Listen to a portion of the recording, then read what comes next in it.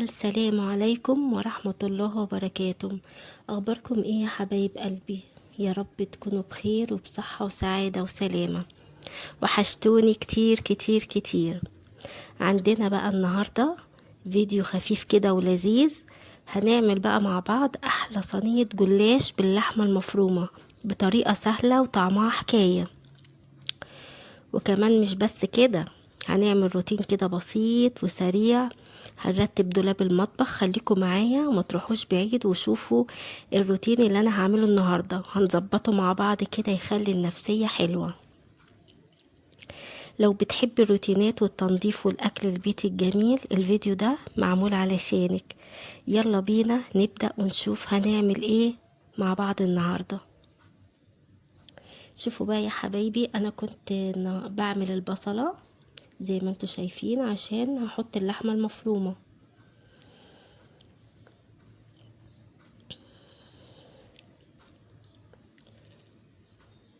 طبعا انا مش اول مرة اعمل معاكم صينية الجلاش، عملتها كتير جدا، اكتر من فيديو. بس انا بحب اشارككم يومي في اي وقت انا عايزة اصور كده واوريكم يومي النهاردة ايه. انا بفتح الكاميرا من غير اي كلام وبلاقي نفسي يا اما بصور بالصوت او بالصوت والصورة.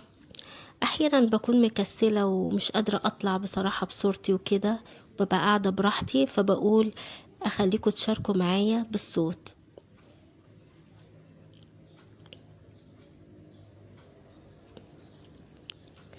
طبعا طريقة سهلة جدا، اكيد الكل عارف الطريقة ازاي.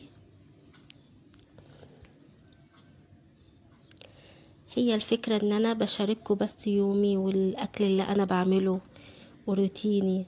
وان شاء الله الفترات اللي جاية، الايام اللي جاية، هعمل روتين برضو تاني في البيت كله. هروقه هوريكم انا هعمل ايه، بس خليكم متابعيني. اعملوا لي لايكات كده على الفيديو وشاركوا الفيديو.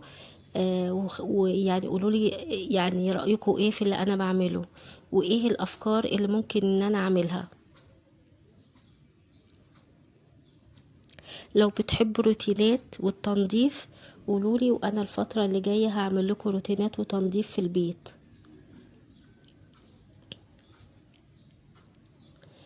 بس يا حبايبي، وانا كنت خلاص اهو عملت اللحمة. هتبلها بقى التوابل بتاعتها المعروفة، بهارات اللحمة وملح وفلفل اسود وبابريكا.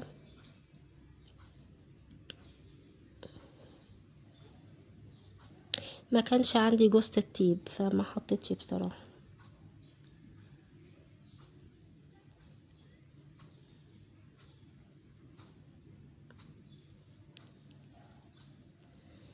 هنا بقى كنت بجهز بقى، بحط التوابل. اول حاجة المرقة،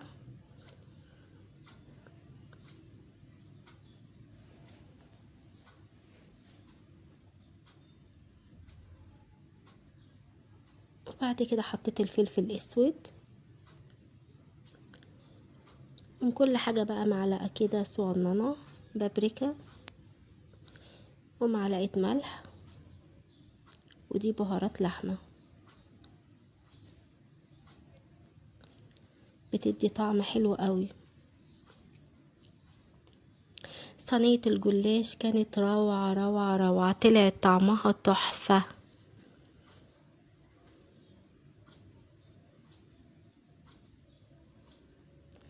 خلاص هحط بقى شوية مية بحيث ان اللحمة تستوي. هجهز الكتل.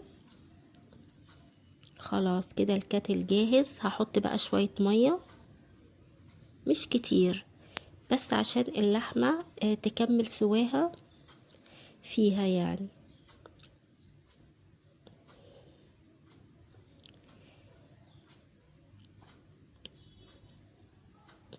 بس هغطيها بقى وهنشوف هنجهز مع بعض ايه تاني.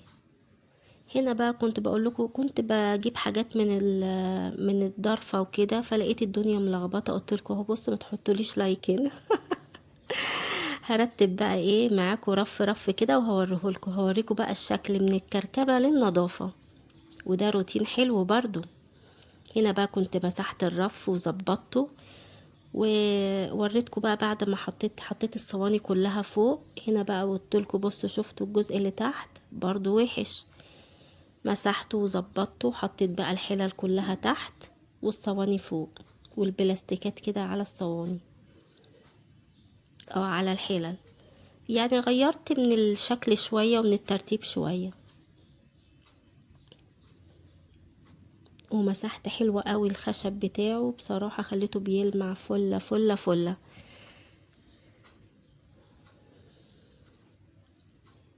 بس شوفوا شكله مرتب ازاي وحلو. كان الاول فيضاوي قوي قوي بصراحة. طول شهر رمضان طبعا انتوا عارفين الواحد بيطلع من شهر رمضان والعيد الدنيا بترجع تتكركب تاني. هنا قلتلكوا شوفوا برضو هنا الحوض خلاص بعد ما عملت الاكل وروقت الضرفة، قلت بقى اما اغسل معاكم المواعين. في اللحظة خليت الدنيا قشطة فلة شمعة منورة في لحظة. وطبعا انا بحب قبل وبعد اما بخلص الاكل الحوض لازم يكون نضيف حتى اثناء وانا بعمل الاكل. اللهم صل على النبي.